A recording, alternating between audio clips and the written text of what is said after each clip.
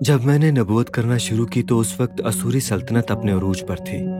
اسور کا دارالحکومت نینوا تھا جو آج کے موصل عراق میں واقع ہے۔ جی ہاں، وہی شہر جس سے حضرت یونس کے منادی اور لوگوں کی توبہ کے باعث خدا تعالیٰ نے بچا لیا تھا، لیکن یہ واقعہ مجھ سے تقریباً 1.5 صدی پہلے کا تھا۔ میں نے سنا ہے کہ انسان اپنے اعمال سے جنت حاصل نہیں کر سکتا، لیکن اگر کوئی دوزخ کے راستے پر جا سکتا ہے تو میرا دادا یقیناً کامیاب ہوا۔ بادشاہ منسی نے وہ تمام قربان گاہیں اور شیرہ کی عبادت گاہیں دوبارہ تعمیر کی جو اس کے والد نے تباہ کی۔ اس نے دل و جان سے جھوٹے معبودوں کی ہر طرح سے عبادت کی اور لوگوں کو بھی ایسا کرنے پر اکسایا۔ اس نے خانہ خدا میں جھوٹے معبودوں کے لیے قربان گاہیں بنائی، حتیٰ کہ وہاں جادو ٹونا اور فالگیری کی مشقیں بھی کی، اور یہاں تک کہ اپنے بیٹے کو آگ میں قربان کر دیا۔ اگرچہ یوسیہ کا تعلق ایک بری نسل سے تھا، پھر بھی وہ اسرائیل کے جنوبی بادشاہت کا ایک نیک بادشاہ تھا، تقریباً اتنا نیک کہ بادشاہت کو تباہی سے بچا سکتا تھا۔ حضرت یرمیہ کو رونے والا نبی کہا جاتا تھا کیونکہ وہ اپنی محبوب اور جنوبی بادشاہت کی تباہی کو دیکھ رہا تھا۔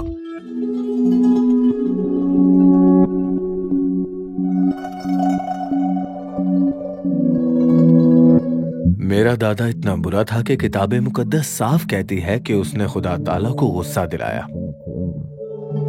اس نے لوگوں کو ایسے اعمال پر اکسایا یا جو کنعان میں بسنے والی ان قوموں سے بھی زیادہ برے تھے جنہیں اسرائیل نے تباہ کیا تھا۔ اس نے اتنا بے گناہ خون بہایا کہ یروشلم ایک سرے سے دوسرے سرے تک بھر گیا۔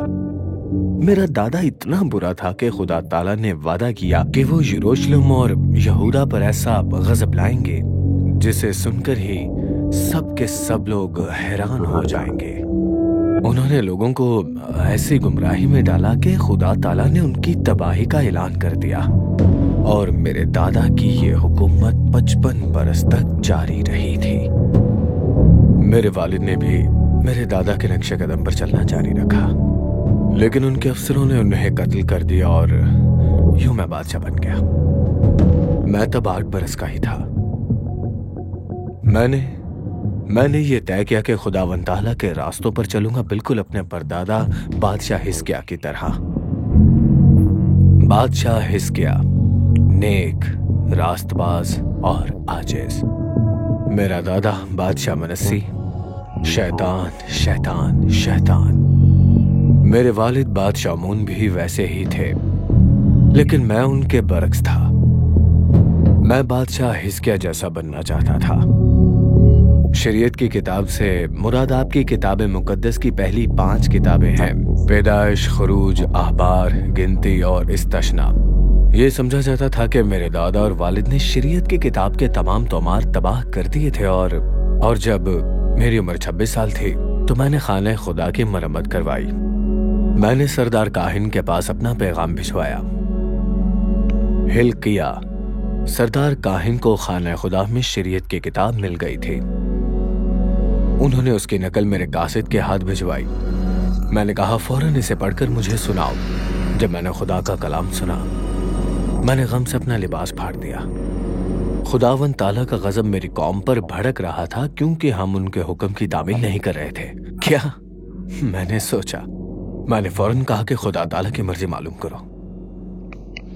کاہن سیدھا نبی خلدہ کے پاس گئے۔ جی ہاں، ایک نبی۔ انہوں نے کہا کہ خداوند تعالیٰ یہودا کے لوگوں پر عذاب لانے والے ہیں ان کی نافرمانی کی وجہ سے، کیونکہ وہ دوسرے معبودوں کی عبادت کر رہے تھے۔ اس نے یہ بھی کہا چونکہ میں نے ان کے کلام پر دھیان دیا اور عاجزی کی، اسی لیے یہ تباہی میری زندگی میں نہیں آئے گی۔ میں اپنی قوم کا مستقبل جان کر رونا شروع ہو گیا۔ پھر مجھے کچھ یاد آ گیا، کچھ ایسا جو میرے ناپسندیدہ دشمنوں نینوا کے باشندوں نے 1.5 صدی پہلے کیا تھا جب حضرت یونس نے انہیں پیغام سنایا۔ انہوں نے توبہ کی اور خدا تعالیٰ نے اپنے کہی ہوئی تباہی ان پر نازل نہیں کی۔ میں نے یہودا کے تمام بزرگوں، کاہنوں، نبیوں اور لوگوں کو خانہ خدا میں جمع کیا۔ میں نے انہیں شریعت کی کتاب کے کلام سنائے۔ میرے الفاظ کا گونجنا اور پھر ہجوم میں دہرایا جانا ایک واقعی عجیب منظر تھا۔ جب میں نے ختم کیا، پھر میں نے وہ عہد جو شریعت میں تھا اسے تجدید کیا، یہ کہ میں خداوند تعالیٰ کی ہمیشہ پیروی کروں گا۔ اور لوگ انہوں نے بھی وعدہ کیا کہ وہ یہ عہد کریں گے۔ میرے حکم پر کاہنوں اور افسروں نے پورے ملک میں جا کر تمام قربان گاہیں، جھوٹے معبودوں کے مزار اور وہ اونچی جگہیں جہاں بت پرستی ہوتی تھی تباہ کر ڈالی۔ ہم نے سارے ملک کو پاک کیا اور کوئی نشان نہ چھوڑا۔ نہ مجھ سے پہلے اور نہ میرے بعد کسی بادشاہ نے ایسا کیا۔ یقیناً میرے والد اور دادا کی بجائے اپنے پر دادا کی راہ پر چلنے کا فیصلہ فائدہ مند ثابت ہوا۔ میں نے شریعت کے مطابق اپنی ساری دل و جان اور طاقت سے خداوند تعالیٰ کی خدمت کی، اور میں نے یہ عہد خود سے بھی کیا کہ اب کبھی بھی اس وعدے سے نہیں مکروں گا۔ لیکن یہ کافی نہیں تھا۔ خدا تعالیٰ کا صبر جواب دے چکا تھا۔ انہیں معلوم تھا کہ یہ سرزمین دوبارہ ناپاک ہو جائے گی۔ وہ اپنی بات واپس نہیں لیں گے۔ یروشلم اور یہودا کی یقینی تباہی کو ٹالا نہیں جا سکتا تھا۔ میں نے وہ الفاظ سنے جنہیں سننے کی کبھی خواہش نہ کی۔ خدا تعالیٰ کے ایسے الفاظ جس سے میرا دل ٹوٹ سا گیا۔ اب بہت دیر ہو چکی ہے۔ نینوا کی دیواریں 8 میل لمبی تھیں اور قریب 3 مربع میل کے علاقے کو گھیرے ہوئے تھیں۔ اس کا محل، باغات اور پارک اپنی شان و شوکت اور عیش و عشرت کے باعث دنیا بھر میں مشہور بھی تھے۔ اسوری تقریباً پورے خطے پر قابض تھے، جن میں یہودا بھی شامل تھا۔ نینوا تشدد سے بھرا ہوا شہر تھا اور جن پر وہ قابض تھے سب ان سے نفرت کرتے تھے۔ میرا دور آنے سے صرف چند دہائیاں قبل حضرت ناہوم نے نینوا کے خلاف نبوتیں کرنا شروع کر دیں۔ انہوں نے اعلان کیا کہ خدا تعالیٰ اس شہر پر عدالت لائیں گے اور بالآخر یہودا اس پر غالب آئے گا۔ انہوں نے نبوت کی اس کے محاصرے کے بارے، اس کی ویرانی اور تباہی کے بارے میں بھی۔ ان کی باتیں درست ثابت ہوئیں، لیکن نینوا کی جگہ بابل نے لے لی۔ ان کو بدل دیا گیا تھا۔ مجھ سے قریباً 10 برس قبل حضرت صفنیہ نے یہودا اور کئی دوسری قوموں پر خداوند تعالیٰ کے آنے والے انصاف کے بارے میں بھی نبوت کی۔ انہوں نے خدا تعالیٰ کی عدالت کا اعلان کیا، لیکن ساتھ ہی نجات کا وعدہ بھی کیا۔ شاید وہ بادشاہ یوسیہ کی اصلاحات کے دیر پا اثرات کے بارے میں کچھ زیادہ ہی پر امید تھے۔ میں نے بادشاہ یوسیہ کی سلطنت کے 13ویں برس میں نبوتیں کرنا شروع کی اور اپنی خدمت جاری رکھی، یہاں تک کہ 586 قبل از مسیح میں یہودا کی تباہی کے کچھ بعد ہی میری خدمت یہودا کے آخری 5 بادشاہوں تک پھیلی اور اس کے زوال کے 1-2 برس بعد بھی جاری رہی۔ آپ میری تحریروں کو صحیفہ حضرت یرمیہ اور نوحہ کے نام سے جانتے ہیں۔ حضرت یونس نے بغیر چاہے ہی نینوا کے پورے شہر کو توبہ کروائی اور انہوں نے اپنی راہیں بدل لیں، یعنی وہ بدل گئے۔ میں نے پورے 40 برس تک منادی کی اور ایک بھی شخص کو بدل نہیں سکا، اور شاید یہی وہ وجہ رہی ہوگی کہ مجھے رونے والے نبی کے نام سے جانا جاتا ہے۔ پر خدا تعالیٰ نے مجھے خود سے وفادار رہنے کے لیے بلایا تھا، نہ کہ لوگوں کو بدلنے کے لیے۔ انہوں نے مجھے یہاں تک کہا کہ کوئی بھی میری بات نہیں سنے گا، اور جب میں ان کا پیغام دوں گا تو مجھے اذیت بھی سہنی پڑے گی، بلکہ لوگ مجھے مارنے کی کوشش کریں گے۔ یہی وجہ ہے کہ میری زندگی میں خوشی کبھی نہیں آئی تھی۔ آج میری نبوتوں کو پڑھتے ہوئے شاید آپ کو لگے کہ یہ کسی پاگل نبی کی بڑبڑاہٹ ہی ہے، کیونکہ میں بار بار دہراتا رہتا ہوں، پھر دہراتا ہوں۔ میرے دور کے لوگوں کے لیے یہ پیغام بہت ہی شاید واضح تھا، مگر انہیں پسند نہیں تھا۔ آئیے میں اپنی کتاب صحیفہ حضرت یرمیہ کے پیغام کو آپ کے لیے مختصر بنا دیتا ہوں۔ میں نے اپنی قوم کو بلایا کہ وہ اپنے دل خدا تعالیٰ کی طرف موڑیں۔ میں نے ان سے کہا کہ اگر وہ سچے دل سے توبہ کریں گے تو خدا تعالیٰ ان کے سخت دلوں کو اس کی رضا کے طلبگار دلوں میں بدل ڈالیں گے، اور دل کی اس تبدیلی کے بغیر خدا تعالیٰ کو خوش کرنا ناممکن ہے۔ جب ان کے دل بدل جائیں گے تو انہیں اپنے اعمال سے بھی توبہ کرنی ہوگی اور اپنی راہیں بدلنی ہوگی۔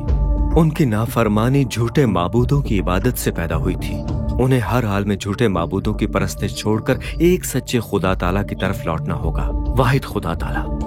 جب ان کے دل بدلیں گے اور ان کی عبادت خدا تعالیٰ کی طرف ہو جائے گی تو انہیں اپنی بری راہیں بھی بدلنا ہوں گی۔ انہیں ارد گرد کی بری قوموں کی طرح نہیں چلنا تھا، بلکہ خدا تعالیٰ کی قوم کی مانند بننا تھا۔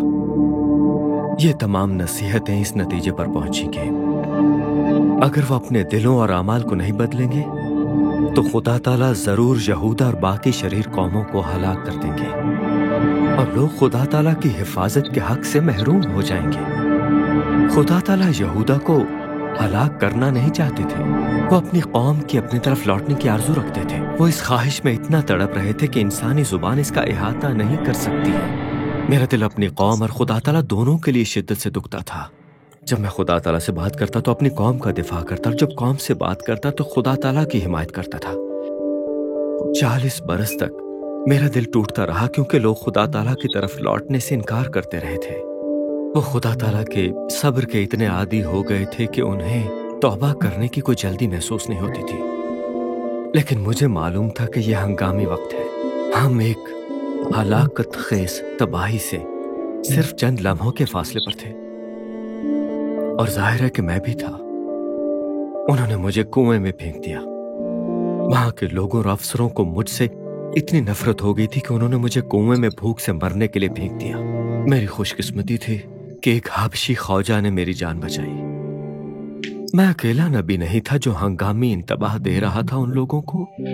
खुदा ताला ने हजरत हबकूक पर भी वाकयात जाहिर किए। उन्होंने ऐलान किया कि बाबल को यहूदा के खात्मे के लिए इस्तेमाल किया जाएगा। जी हाँ, हजरत हबकूक की खुदा ताला से गुफ्तगू उनकी अदालत, उनके सब्र और बाबल के आले के तौर पर इस्तेमाल करने की गिर थी। हजरत हबकूक जानते थे कि उनकी कौम के बुरे अमाल बिलाखिर उनकी तबाही का सबब बनेंगे। हजरत हिजकियल का बुनियादी पैगाम हजरत हबकूक और मेरे जैसा ही था, लेकिन उसमें यह भी शामिल था कि वो लोगों को बाबल की असीरी के दौरान तसल्ली दिया करते थे। हजरत हिजकियल ने अपनी खिदमत यहूदा के ज़वाल से पहले शुरू की और कई बरस बाद तक जारी रखी।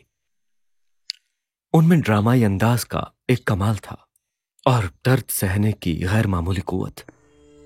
मिसाल के तौर पर लोगों के गुनाहों को उठाने की अलामत के तौर वो 390 दिनों तक अपने बाएं पहलू पर लेटे रहे और फिर 40 दिन तक अपने दाएं पहलू पर लेटे रहे, क्योंकि जनूबी सल्तनत के लोगों ने मेरी बातों को मानने से बिल्कुल इनकार कर दिया और बाकी नबियों की भी तो यहूदा को तबाह कर दिया गया। उनके लोग 586 कबलस मसीह में बाबल ले जाए गए और मेरी यरूशलेम पर तहरीर नोहा कहलाती है। वो शहर जो कभी खुदा ताला का शहर था, खुदा ताला ने उसे छोड़ दिया था। खाना खुदा जो कभी खुदा ताला का मस्कन था, बर्बाद और नापाक कर दिया गया था।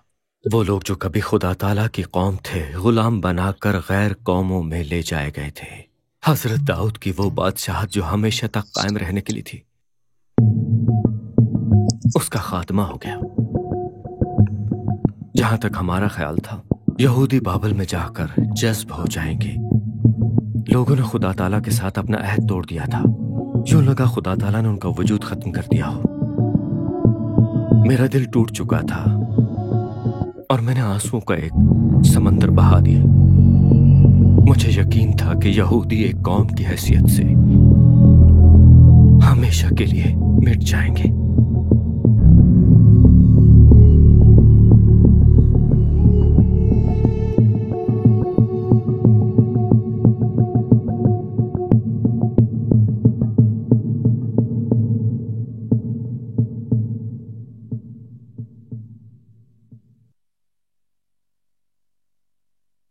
अजीज नाजरीन, इस वीडियो को देखने के बाद अगर आप इंजील शरीफ का मुफ्त नुस्खा हासिल करना चाहते हैं तो हमें अपना मुकम्मल पता बमा मोबाइल फोन के अरसाल कर दें। हम पूरी कोशिश करेंगे कि आप तक इंजील शरीफ का मुफ्त नुस्खा पहुंच जाए।